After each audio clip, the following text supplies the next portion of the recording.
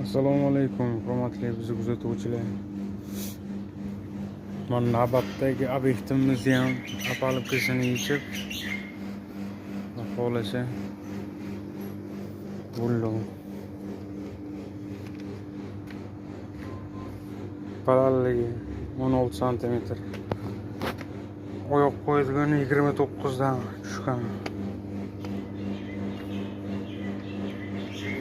Yorilgan joyi bu semen ko'p tushib qolgan joyi bo'ladi. Bunga e'tibor qilinmaydi.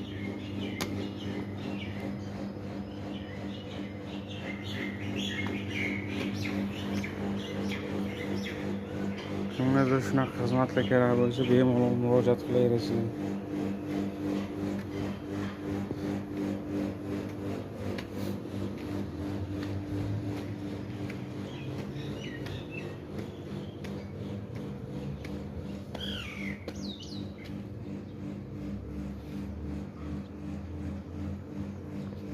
Xudo xohlasa